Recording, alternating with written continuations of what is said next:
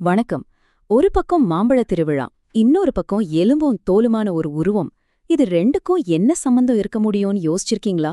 வாங்க, இந்த ஆச்சரியமான கதைக்குள்ள நாமளும் போலாம். முனைவர் தஞ்சைபா இறையரசன் அவர்களுடைய ஆய்வுக் குறிப்புகளோட உதவியோட இந்த சுவாரஸ்யமான பயணத்தை நாம தொடங்கலாம். சரி, முதல்ல இந்த கேள்வியிலிருந்தே ஆரம்பிக்கலாம். காரைக்கால ஒரு மாம்பழத் திருவிழா நடக்குது. ரொம்பவே ஃபேமஸ். ஆனா அங்க எதுக்காக மக்கள் ஒருத்தர் மேல ஒருத்தர் மாம்பழத்தை வீசிக்கிறாங்க? இது சும்மா ஒரு ஜாலியான கொண்டாட்டமா? இல்ல இதுக்கு பின்னாடி ரொம்ப ஆழமான ஒரு கதை ஏதாவது ஒளிஞ்சிருக்கா? ஆமாங்க. அந்த கேள்விக்கால பதில் பல 100 வருஷத்துக்கு முன்னாடி வாழ்ந்த புனிதவதின்னு ஒரு பெண்மணியோட கதையில தான் இருக்கு. அவங்க வாழ்க்கையில நடந்த ஒரு சின்ன ஆனா அதிசயமான சம்பவம் தான் இன்னைக்கு இவ்ளோ பெரிய திருவிழாவா மாறியிருக்கு. அப்போ யார் இந்த புனிதவதி? வாங்க தெரிஞ்சுக்கலாம். சரி, வாங்க கதைக்குள்ள போலாம். இடம் சோழ தேசத்தோட கடற்கரையோரத்துல இருக்கிற காரைக்கால். அங்கதான் புனிதவதி வாழ்ந்துட்டு வர்றாங்க. அவங்க கணவர் பரமதத்தன் ஒரு பெரிய வியாபாரி. ரொம்ப அமைதியா போயிட்டு இருந்த அவங்க வாழ்க்கையில ரெண்டே 2 மாம்பழம் ஒரு பெரிய புயல கிளப்புது. அது எப்படின்னு பாப்போமா? கதை இப்படிதான் ஆரம்பிக்குது. பரமதத்தன் தனக்கு கிடைச்ச ரொம்ப சுவையான 2 மாம்பழத்தை வீட்டுக்கு கொடுத்து அனுப்புறாரு. அதே சமயம் பாருங்க, பசியோட ஒரு சிவனடியார் அவங்க வீட்டு வாசலுக்கு வராரு. புனிதவதி கொஞ்சம் கூட யோசிக்காம அந்த 2ல ஒரு மாம்பழத்தை எடுத்து அவருக்கு சாப்பாடோட வச்சு படைச்சிடுறாங்க. கொஞ்ச நேரம் கழிச்சு பரமதத்தன் வீட்டுக்கு வராரு. மீதி இருந்த ஒரு பழத்தை சாப்பிட்டுட்டு இன்னொரு பழம் எங்கன்னு கேக்குறாரு. இங்கதான் மொத்த பிரச்சனையும் ஆரம்பிக்குது. இப்போ புனிதவதிக்கு என்ன பண்றதுனே தெரியல. ஒரு பக்கம் கணவர்கிட்ட உண்மைய சொன்னா கோவிச்சு பாரோன்னு ஒரு பயம். இன்னொரு பக்கம் பொய் சொல்லவும் மனசு வரல. இந்த மாதிரி ஒரு இக்கட்டான நிலைமையில அவங்களுக்கு தெரிஞ்ச ஒரே ஒரு வழிதான் கண்ணுக்கு தெரியுது. தன்னோட இஷ்ட தெய்வமான சிவபெருமான் கிட்ட மனசு உருகி வேண்ட ஆரம்பிக்கிறாங்க. புனிதவதியோட பக்திக்கு பதில் கிடைச்சது. ஆனா அந்த பதில் பிரச்சனையை தீர்க்கறதுக்கு பதிலா ஒரு பெரிய சந்தேகத்தை விதைச்சிடுச்சு. ஆமா, ஒரு அற்புதம் நடக்கும்போது அது எப்படி ஒருத்தரோட வாழ்க்கையே தலைகீழா மாத்துதுன்னு இந்த பகுதியில பார்க்கலாம். அவங்க வேண்டின அடுத்த நொடியே ஒரு அற்புதம் நடக்குது. அட, அவங்க கையிலேயே தெய்வீகமான ஒரு மாம்பழம் தோணுது. புனிதவதி ஒரு நிம்மதி பெருமூச்சோட அதை எடுத்துட்டு போய் கணவர்கிட்ட கொடுக்கறாங்க. அப்போதைக்கு பிரச்சனை தீர்ந்த மாதிரி தெரிஞ்சாலும் இதுதான் ஒரு பெரிய புயலுக்கு முன்னாடி இருக்கிற அமைதி. அந்த பழத்தை சாப்பிட்ட பரமதத்தனுக்கு ஒரே அதிர்ச்சி.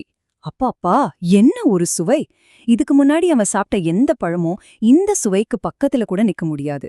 அவனுக்கு உடனே ஒரு சந்தேகம் வருது. இவ்வளவு ருசியான இந்த பழம் எங்கிருந்து வந்துச்சு? அவன் கேட்ட அந்த ஒரு கேள்விதான் கதைய அடுத்த கட்டத்துக்கு எடுத்துட்டு போகுது.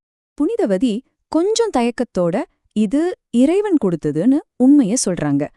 ஆனா பரமதத்தனுக்கு அதை நம்பவே முடியல. அவன் அவங்கள சோதிக்கணும்னு முடிவு பண்றான். நீ சொல்றது உண்மையா இருந்தா இன்னொரு தடவை அதே மாதிரி ஒரு பழத்தை வரவழைச்சு காட்டுன்னு ஒரு சவால் விடுறான். இது வெறும் சவால் இல்லைங்க, அவங்க பக்தியே சோதிக்கிற ஒரு பெரிய பரீட்சை. புனிதவதி மறுபடியும் சிவபெருமான வேண்ட அவங்க கையில இன்னொரு மாம்பழம் தோணுது. ஆனா இந்த தடவை அது பரமதத்தன் கையில கொடுத்த உடனேயே அந்த பழம் அப்படியே மாயமா மறைஞ்சு போயிடுது. இந்த 2வது அற்புதம் அவனோட சந்தேகத்தை தீர்க்கவே இல்ல. அதுக்கு பதிலா அவனோட பயத்தை உச்சிக்கு கொண்டு போயிடுச்சு. இப்ப பரமதத்தனுக்கு ஒண்ணு நல்லா புரிஞ்சிடுச்சு. தன் கூட வாழ்றது ஒரு சாதாரண பொண்ணு இல்ல, அவ ஒரு தெய்வம். இந்த நினைப்பே அவனுக்குள்ள ஒரு பெரிய பயத்தை உண்டாக்குது. ஒரு தெய்வத்தோட எப்படி ஒன்னா வாழ முடியும்? அவன் பார்வையில புனிதவதி இனிமே மனைவி கிடையாது, கும்பிட வேண்டிய ஒரு தெய்வம்.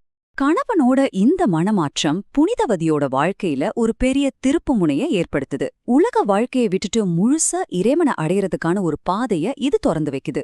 வாங்க, அவங்க எப்படி காரைக்கால் அம்மையாரானாங்கன்னு பாப்போம். பரமதத்தன் புனிதவதிய விட்டுட்டு போக முடிவு பண்றான்.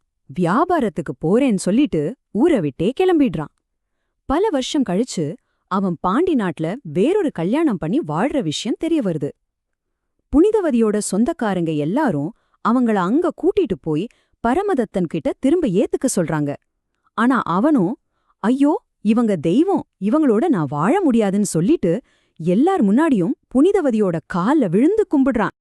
அந்த ஒரு நிமிஷம் புனிதவதி ஒரு ஆழமான முடிவெடுக்கறாங்க. எந்த கணவனுக்காக இந்த அழகான உடம்ப நான் பத்திரமா பாத்துக்கிட்டேனோ அதே கணவனே என்னை தெய்வம்னு ஒதுக்கிட்டான். இனிமே எனக்கு இந்த உடம்ப எதுக்குன்னு நினைக்கிறாங்க. உடனே சிவபெருமான் கிட்ட இந்த சத ரத்தம் எல்லாம் இருக்கிற உடம்ப எடுத்துட்டு உங்களை எப்பவும் துதிக்கிற ஒரு பேய் வடிவத்தை, அதாவது ஒரு எலும்புக்கூடு உருவத்தை எனக்கு கொடுங்கன்னு கேக்குறாங்க. சிவனும் அவங்க கேட்ட வரத்தை கொடுக்கறாரு. அந்த இடத்திலேயே அவங்களுடைய அழகான உடல் மறைஞ்சு எலும்புக்கூடு வடிவத்துக்கு மாறுறாங்க.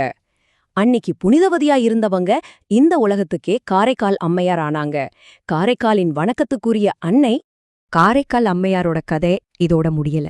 சொல்லப்போனா இங்கிருந்து தான் அவங்களோட ஆன்மீக பயணம் அதோட உச்சத்துக்கே போகுது. அவங்களோட மரபு எப்படி சைவ சமயத்துல ஒரு அழிக்க முடியாத இடத்தை பிடிச்சது, அவங்களோட தாக்கம் எப்படி உலகம் பூரா பரவுச்சுன்னு இப்போ பார்க்கலாம். தன்னோட அந்த எலும்புருவத்தோடவே அம்மையார் கைலாயமலைக்கு போறாங்க. அது இறைவன் இருக்கிற புண்ணிய மலை. அதனால நம்ம கால் படக்கூடாதுன்னு நினைச்சு தலையாலேயே நடந்து மலையேறாங்க. அவங்களுடைய இந்த பக்திய பார்த்து மெய் சிலிர்த்து போன சிவபெருமான் மத்தவங்கள மாதிரி இல்லாம இவங்கள மட்டும் ரொம்ப உரிமையா அம்மையே, அதாவது அன்னையேன்னு கூப்பிட்டு வரவேற்கிறார். இந்த உலகத்துக்கே அப்பனா இருக்கிற சிவபெருமானே தன்னை அம்மான்னு கூப்பிட்டதை கேட்டு காரைக்கால் அம்மையார் அன்பால உருகி போறாங்க. அவங்க பதிலுக்கு அப்பா அப்படின்னு அதே உரிமையோட கூப்பிட்டு அவரோட பாதத்துல விழுந்து வணங்குறாங்க. இத அவங்களுக்குள்ள இருந்த அந்த தனித்துவமான உறவு நமக்கு காட்டுது. அவங்களோட தாக்கம் எவ்ளோ பெருசுன்னு யோசிச்சு பாருங்க. சைவ சமயத்துல இருக்கிற 63 நாயன்மார்கள்ல இவங்க தான் முதல் நாயன்மார், மூத்தவங்களும் கூட. அற்புதமான பக்தி இலக்கியங்களை எழுதியிருக்காங்க. மத்த நாயன்மார்கள் எல்லாம் நின்ற கோலத்துல இருக்க, அம்மையாருக்கு மட்டும் அமர்ந்த கோலத்துல ஒரு தனி மரியாதை. இன்னும் ஆச்சரியம் என்னன்னா, நம்ம நாட்டை தாண்டி கம்போடியால இருக்கிற அங்கோர்வாட் கோயில் சுவங்கள்ல கூட இவங்களோட சிற்பம் இருக்கு. சீனாவில இருந்து சுமத்ரா வரைக்கும் ஆசியா முழுக்க அவங்கள வழிபடுறாங்க. நாம இன்னைக்கு பாண்டிச்சேரின்னு சொல்றோமே, அந்த பேரு கூட அவங்களோட பண்ட ஸ்திரீ, அதாவது பழமையான அம்மையார் என்ற பட்டத்திலிருந்து வந்திருக்கலான்னு ஒரு கருத்து இருக்கு. அப்போ காரைக்காலில நடக்கிற அந்த மாம்பழ திருவிழாவுக்கு பின்னாடி இவ்வளவு பெரிய தியாகம், பக்தி, மாற்றம்னு ஒரு ஆழமான கதை இருக்கு. புனிதவதி தன் அழகான உருவத்தை துறந்து எலும்புருவமா மாறினது அவங்க பக்தியோட உச்சம். இது நம்மகிட்ட ரொம்ப முக்கியமான ஒரு கேள்வி எழுப்புது. ஒரு மனுஷனோட வெளித்தோற்றம்தான் முக்கியமா, இல்ல அவங்களோட அசைக்க முடியாத பக்தியும் அவங்க செய்யற செயல்களோட சக்தியும் தான் அவங்க யாருங்கிறத உண்மையிலே தீர்மானிக்குதா? இத பத்தி நீங்க என்ன நினைக்கிறீங்க? முனைவர் தஞ்சை பா. இறையரசன்.